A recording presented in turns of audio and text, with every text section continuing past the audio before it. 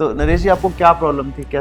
मैं सोए में हो गया था सर। हाँ जब मैं सो के उठा था एक दिन हाँ। तो मेरे दर्द पूरे टांग मेरे को रखा नहीं पाया कि हिप्स में प्रॉब्लम हिप में प्रॉब्लम है। डायग्नोज तो हमने ये किया था। हाँ हाँ तो ये चेंज करना पड़ेगा। हाँ 7 साल का था। 7 साल का दर्द था 7 आपको, साल का डायग्नोज नहीं हो पा रहा था लेकिन नहीं हो पाता। दर्द दर्द रहता ही था, रहता ही था। प्रॉपर रहता, सो ही नहीं पाता था। अब तो जैसे कि सर्जरी के बाद घर गए थे 3 दिन बाद, आई थिंक 2 दिन बाद डिस्चार्ज कर दिया था अपने आप ही चढ़ गया था सपोर्ट से, हाँ, रेलिंग बस पकड़ के जैसे आगे खुद ही चढ़ गए थे। तो इन्होंने नेक्स्ट डे सर्जरी के मेरे को नेक्स्ट डे ही मतलब नेक्स्ट डे चला दिया था। मैं तो बहुत मतलब खुश हूँ कि मुझे आप मिले। मतलब मेरे को तो पता ही नहीं था कि कहाँ जाएंगे कहाँ नहीं जाएंगे। सबने यही कहा कि अब तो आपके पास आ गए, बढ़िया हो गया काम मेरा। हमारे साथ हमारे पेशेंट हैं नरेश कपूर जी, 55 इयर्स एज है इनकी हमने टोटल हिप रिप्लेसमेंट किया है। राइट साइड का एवीएन हुआ था इनको, जिसकी वजह से इनको हिप में पेन होता था। हमने सर्जरी की थी करीब 1-1.5 महीने पहले सर्जरी की थी।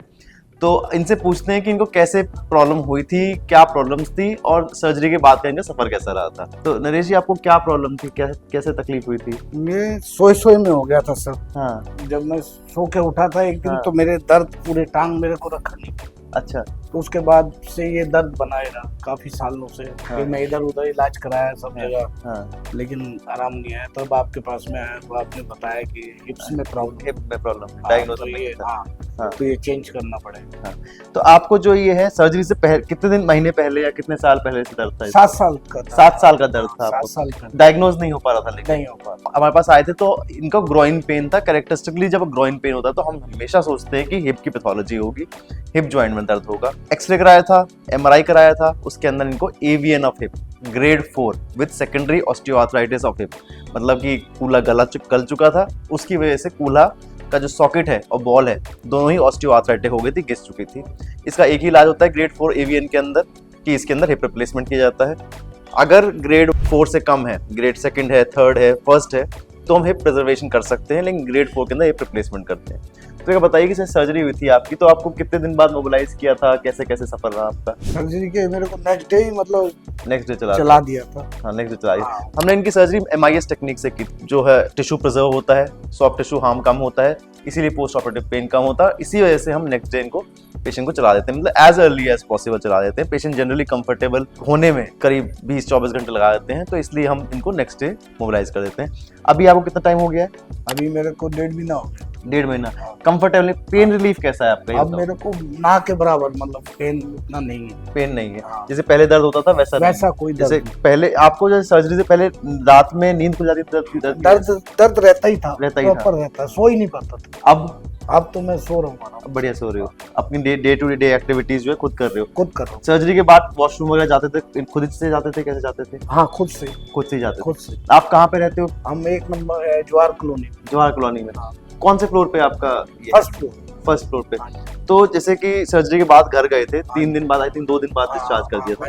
2 दिन बाद 2 दिन बाद डिस्चार्ज किया। तो आप सीढ़ी पे कैसे चढ़े थे? अपने आप ही चढ़ गया था, सपोर्ट से, हाँ, रेलिंग बस पकड़ के जैसे आगे खुद ही चढ़ गए थे। तो इन्होंने नेक्स्ट डे मतलब 48 घंटे बाद सीढ़ियाँ भी खुद से चढ़ गए थे, हालांकि रेलिंग के सपोर्ट से। लेकिन जैसे फर्स्ट फ्लोर पर रहते हैं तो ये MIS टेक्निक का फायदा होता है कि पेन भी कम रहता है और जो नॉर्मल एक्टिविटीज हैं वो एज अर्ली एज पॉसिबल, जैसे ही पेशेंट कंफर्टेबल होता है वैसे शुरू कर देता है। मैं ये नहीं कह रहा हूँ कि हम 2 घंटे बाद या 4 घंटे बाद, ऑब्वियसली सर्जरी हुई है और हिप रिप्लेसमेंट सर्जरी है, एक्चुअल सर्जरी है, तो कुछ लिमिटेशंस तो रहते हैं कि हाँ स्पाइनल एनेस्थीसिया लगा है, सर्जरी के बाद जो है ड्रेन डाला जाता है, तब तक वो नहीं निकलता है, तब तक ये कुछ रेस्ट्रिक्शन रहते हैं। तो लेकिन मैक्सिमम से मैक्सिमम 1 दिन के अंदर हम नॉर्मली पेशेंट चला देते हैं और 2-3 दिन के अंदर वो सीढ़ी चढ़ने उतरने लायक हो जाते हैं। तो अभी आप ठीक है बिल्कुल? हाँ, अभी आप वॉकर से चल रहे हैं, इससे स्टिक से चल रहे हैं? स्टिक से भी और वैसे भी चल लेता हूँ मैं, बिना स्टिक के? हाँ बिना स्टिक के भी, ये थोड़ा बस ऐसे सहारे के लिए है। घर के अंदर जैसे चलते हो तो बिना स्टिक के चल रहे बिना हो। स्टिक। तो इसके अंदर यही फायदा होता है कि नेक्स्ट डे हमने चला दिया, उसके बाद एक करीब कोई 15-20 दिन के लिए वॉकर यूज करना पड़ता है, उसके बाद हम स्टिक पे ट्रांसफॉर्म कर देते हैं और घर के अंदर रूटीन एक्टिविटीज के लिए स्टिक की भी जरूरत नहीं।